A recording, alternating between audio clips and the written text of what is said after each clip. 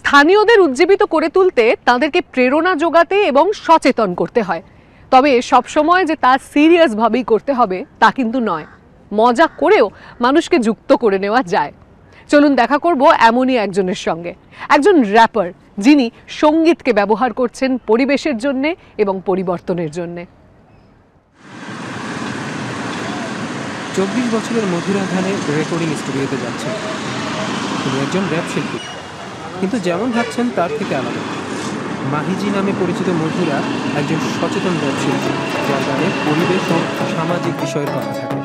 नमस्कार मंडळी, आज पुन्हा विषयावर बोलू। नेचरचं करू कौतुक, विकासाची पानं खोलू। काही काळापूर्वी माणसाची इतकीच गरज होती, अन्न वस्त्र एका छताखाली लाईफ सरत होती। सरस होतं प्रकृती आणि माणसाचं नातं, पशु पक्षी प्राणी सारे एकोप्याने राहतं। मग आलं विकासाचं खूळ। মাহি পুনের আরএফএম স্টুডিওতে তার গান রেকর্ড করেন।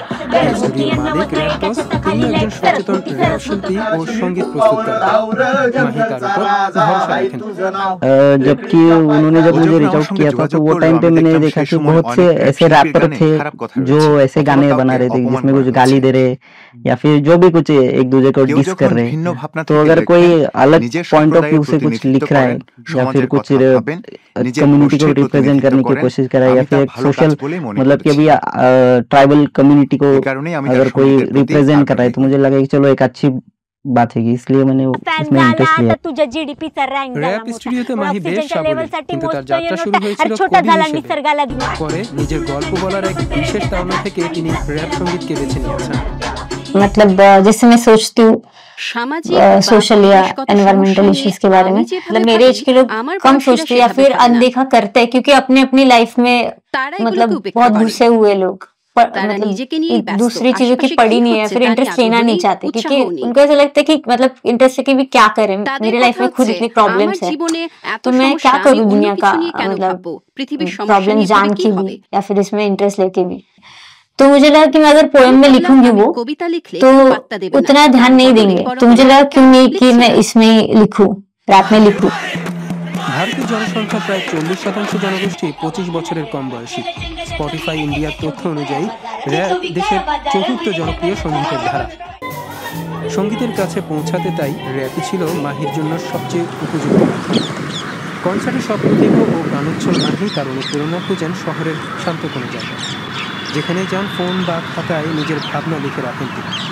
আদিবাসী সমাজের সাথে তার যোগাযোগের কারণে প্রকৃতিকে রক্ষা করা সবসময় তার ভাবনার केंद्र रहिছে। म्हणे समाज मागास माझा विकासाचा नसे धागा, शहरीकरणाची ना ओढ नुसता गावाचा तगादा। परिविचाराने मोठा नसे संस्कृतीचा तोटा, खोटा बाई बाप्या भेद वर्ण वस्त्रतान धरून हातामध्ये हात माझा नाचतो समाज, मिरवा विकासाचा तुम्ही झेंडा मला निसर्गाचा।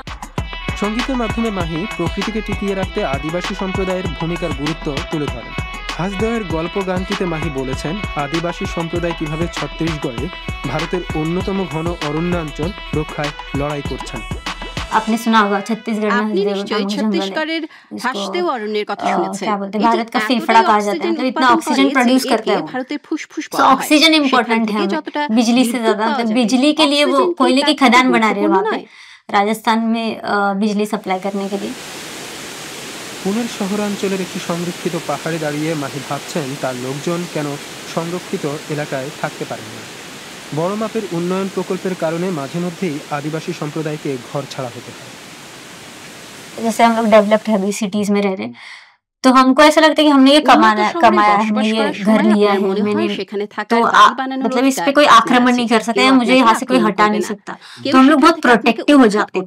पर वहीं अगर आदिवासी कम्युनिटी के ऊपर बात आती है, उनका विस्थापन हो जाए तो किसी को फर्क नहीं पड़ता, तो फिर वो सोचती कि अरे डेवलपमेंट के लिए तो ये सब होगा ही ना, मतलब तुमको दूसरी जगह तो दे रहे ना, इतना इजीली बोल देते हैं।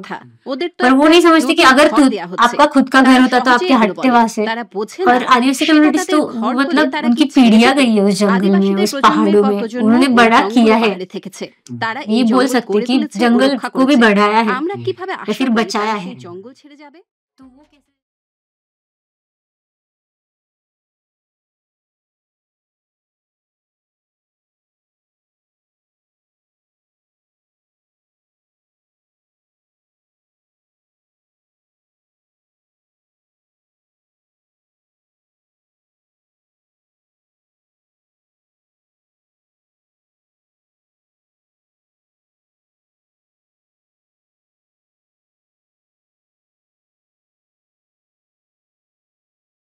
कॉन्शियस रैप, तो उसमें पैसे आते नहीं है, पैसे जाते हैं लाइक वीडियो शूट के लिए, ऑडियो बनाने के लिए, तो उससे इनकम कुछ होती नहीं थी मेरी।